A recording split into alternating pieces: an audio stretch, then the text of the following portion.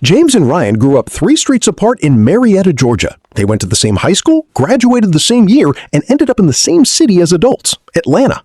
By 2014, they were both 34 years old, both working solid jobs, both earning nearly identical salaries. James was pulling in $94,000 a year as a project manager. Ryan was at $89,000 in logistics. Close enough that money was never what separated them. What separated them was a single decision made on a Saturday afternoon in March of 2014. Both of them were ready to buy their first home. James walked into an open house on Dunwoody Club Drive in Sandy Springs. 5 bedrooms, 3.5 baths, finished basement, 2-car garage. The kind of house that felt like proof that he had made it, proof that the work had paid off. The asking price was $420,000. The bank said he qualified. His monthly payment, including taxes and insurance, would come to $2,600. He called his older brother from the driveway. His brother said, "Buy it. You earn good money. You are not getting any younger. That is a house a man can be proud of." James signed the papers 6 weeks later. Ryan looked at the same price range. He got approved for the same amount.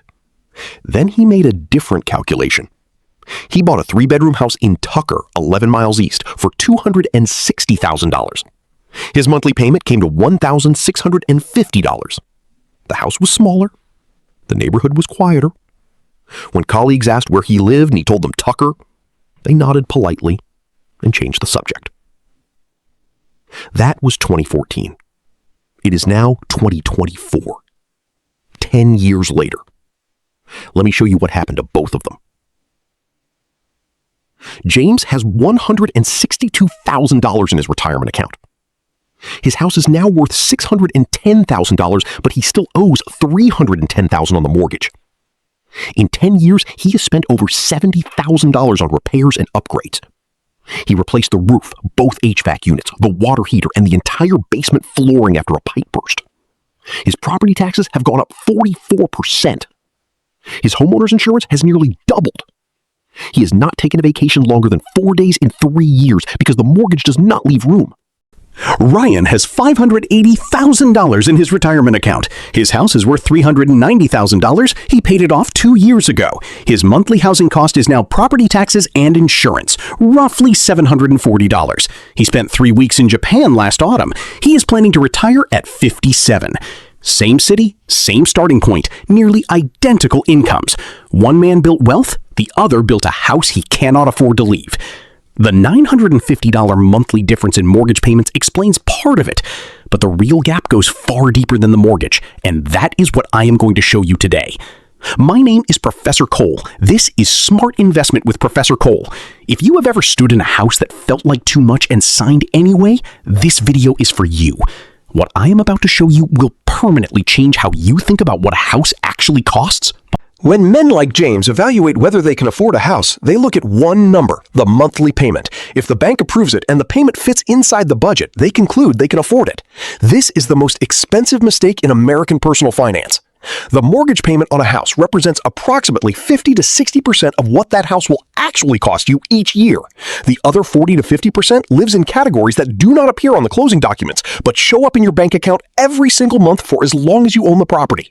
Here is where the money actually goes. Property taxes in Georgia average approximately 1.1% of assessed value annually. On a $420,000 home, that is $4,600 per year, $383 every month. On a $260,000 home, it is $2,860 per year, $238 monthly. That difference alone is $145 every month, $1,740 every year just in taxes. Homeowners insurance scales with home value and replacement cost. A larger home with more square footage, more systems, more everything costs more to insure. The gap between insuring James's house and Ryan's house runs approximately $800 annually. Maintenance follows the 1 to 2% rule. Budget 1 to 2% of the home's value every year for upkeep. On James's $420,000 home, that is $4,200 to $8,400 per year. On Ryan's $260,000 home, it is $2,600 to $5,200. The price difference between the two houses translates to roughly $2,500 in additional annual maintenance costs. Utilities scale with square footage in ways that are predictable and unavoidable. A larger home costs more to heat, more to cool, more to light, more to run water through. James's 5-bedroom house costs approximately $200 more per month to run than Ryan's 3-bedroom, $2,400 annually. Add it all together. Additional property taxes, $1,740. Additional insurance, $800. Additional maintenance, $2,500. Additional utilities, $2,400. Total additional annual cost beyond the mortgage itself, $7,440. That is $620 per month in costs that never appear in the mortgage payment calculation. Combined with the $950 higher monthly mortgage payment, the true monthly cost difference between James's house and Ryan's house is $1,570 every month, every year, for as long as James owns that house. $1,570 per month is $18,840 per year. Invested at 8% average annual returns for 25 years, that annual difference becomes approximately $1.4 million. The house that looked like it cost $160,000 more than Ryan's house actually cost over $1 million more when you follow the money all the way to where it was supposed to go. James put $84,000 down on his house, 20% of $420,000. Ryan put $52,000 down, 20% of $260,000. That $32,000 difference in down payment is $32,000 that James will never see compound. $32,000 invested at 8% annual returns for 25 years becomes $219,000. For 30 years, it becomes $322,000. James did not experience losing $300,000. He experienced buying a house he was proud of. The money did not disappear dramatically. It was simply converted into brick and mortar and never heard from again. The investment returns are theoretical. The house is tangible. That asymmetry is exactly why this trap works. You can see the house. You cannot see the portfolio that never existed. But the math does not care what you can see.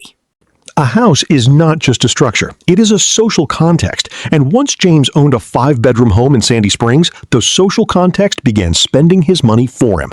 His existing furniture looked wrong in the larger rooms. The sectional that filled his old apartment disappeared into the living room. He bought a new one, $3,400. The dining room needed a table scaled to the space, $2,100. The master bedroom had a sitting area he felt obligated to furnish, $1,200. The basement became a family room, $7,000 in furniture and a mounted television over the first 18 months. The backyard was 3 times the size of anything he had maintained before. Landscaping service, $220 a month. That is $2,640 a year that Ryan does not spend. When James's truck started giving him problems, he replaced it with something that would not look out of place parked in his Sandy Springs driveway. $46,000. Ryan replaced his car with a reliable 3-year-old sedan. $18,000. James began hosting Thanksgiving and Christmas because he had the space. The hosting obligation added approximately $3,000 annually in food, decorations, and the quiet pressure of living up to the house. None of these decisions felt extravagant individually. Each one felt like the minimum required to match the house. But the house set the floor, and once it set the floor, every decision landed on top of it. Ryan spent approximately $4,200 making his Tucker house feel like home. James spent over $22,000 in the first 2 years. That $18,000 difference invested at 8% for 20 years becomes approximately $84,000. Every component of a house has a lifespan. Roofs last 20 to 30 years. HVAC systems last 15 to 20 years. Water heaters last 10 to 15 years. Appliances last 10 to 15 years. A bigger house has more of everything. More roof, more HVAC capacity, more plumbing, more appliances, more exterior surface. In year 6, James replaced both HVAC units. His house required 2 separate systems to handle the square footage. Total cost, $22,000. Ryan replaced his single unit in year 8, $9,400. In year 9, James replaced the roof. His roof covered 3,100 square feet. Cost, $19,000. Ryan replaced his in year 10. His roof covered 1,800 square feet. Cost, $11,200. In year 7, a pipe burst in James's basement. The repair and the flooring replacement cost $14,000. This is the maintenance time bomb. It is not a question of whether these costs will arrive. It is a question of how large they will be when they do, and larger houses always produce larger bills. Over a 30-year ownership period, the maintenance differential between a $420,000 home and a $260,000 home conservatively exceeds $80,000. $80,000 that could have compounded into something that funded decades of retirement. Property taxes do not stay constant. They increase as assessed values increase. And in most American metros, they have risen 3 to 5% annually over the past decade. James started paying approximately $4,600 annually in property taxes. At 4% annual growth, after 20 years, that bill reaches $10,100. Ryan started at $2,860. At the same growth rate, his bill after 20 years reaches $6,270. The annual gap grows from $1,740 at the start to $3,830 after 20 years. The cumulative difference in property taxes paid over 20 years exceeds $50,000. $50,000 is not a rounding error. $50,000 invested at 8% over that same 20-year period becomes $233,000. The tax bill on the bigger house did not just cost money, it cost the compound growth of everything that money would have become. Drop a comment right now. Tell me where you are watching from. We read every single one. Now, keep watching. This is where it gets serious. Let me put the full picture together. Every year James owns his house instead of Ryan's house, he pays more across 5 categories. Higher mortgage payment, $11,400 annually. Higher property taxes, $1,740 annually on average. Higher insurance, $800 annually. Higher utilities, $2,400 annually. Higher maintenance, $2,500 annually. Total annual cost differential, $18,840. Plus the $32,000 down payment difference at the start. If Ryan had invested that $32,000 down payment difference at 8% returns, it grew to $69,000 over 10 years. If Ryan invested the $18,840 annual difference at 8% over 10 years, it accumulated to $273,000. Combined total advantage after 10 years, $342,000. Ryan has $580,000 in his retirement account. James has $162,000. The $418,000 gap between them is not explained by income. Their incomes were nearly identical. It is explained by one decision made on one Saturday afternoon in March of 2014. Extend the calculation to 30 years and the gap exceeds $1.6 million. James's house appreciated. It went from $420,000 to $610,000, a gain of $190,000. Ryan's house went from $260,000 to $390,000, a gain of $130,000. The $60,000 difference in appreciation does not come close to closing the $342,000 gap after just 10 years. The house was never the investment James thought it was. It was a consumption decision wherein investments close. The advice James received was not malicious. His brother believed it. His realtor believed it. The mortgage officer smiled when she approved the loan. Every institution involved in the transaction benefited from James buying the larger house. The realtor earned a commission on the higher sale price. The mortgage lender earned interest on the larger loan. Over 30 years, the difference in interest paid between James's mortgage and Ryan's mortgage exceeds $140,000. The county government collected larger property taxes. Everyone at that closing table got more when James bought more. Nobody at that table was responsible for James's retirement account. Nobody at that table was modeling the opportunity cost of the down payment difference. Nobody at that table was going to lose sleep over the maintenance bills. That was entirely James's problem, and it still is. Americans are conditioned to believe that buying the largest house you can qualify for is responsible financial behavior. Buy in the best neighborhood you can afford. Get more space than you need. You will grow into it. Real estate always goes up. Your house is your biggest asset.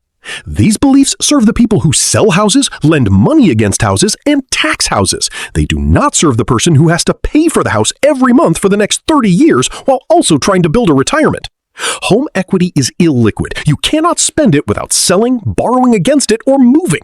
It sits there looking impressive on paper while your investment accounts, which can actually be accessed in portions as needed, remain underfunded.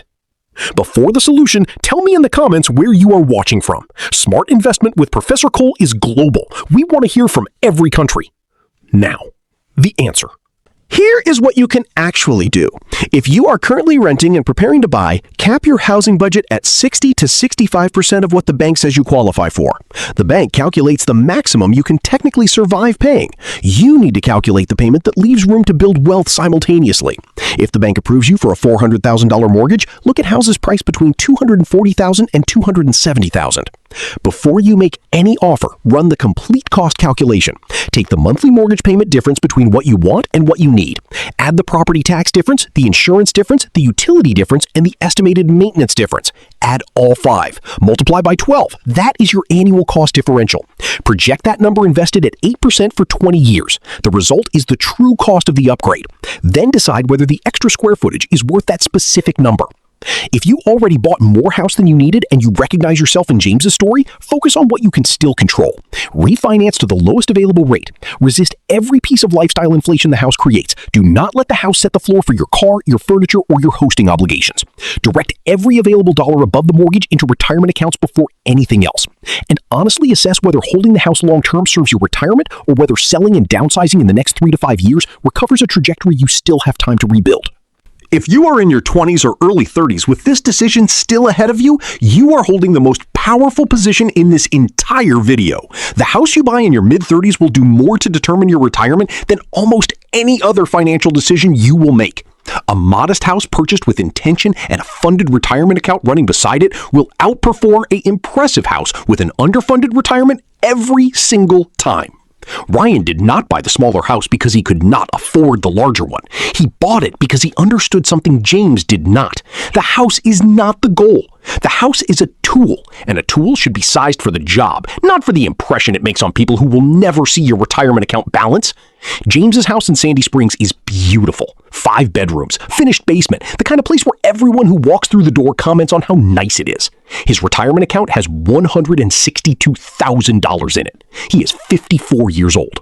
Ryan's house in Tucker is comfortable. 3 bedrooms, nothing that makes visitors stop and stare. His retirement account has $580,000 in it. He is 54 years old and planning to stop working in 3 years. One man optimized for what other people could see. The other man optimized for what he would feel at 57 when he no longer had to go to work. The house will always feel like progress. It will always feel like you have arrived. The investment account growing quietly in the background will never feel like anything at all until the day it gives you your life back. You are not behind, but you may be in a house that is spending the money that would have put you ahead. Now you know what it is costing you. The math never lies, and the math strongly favors the smaller house.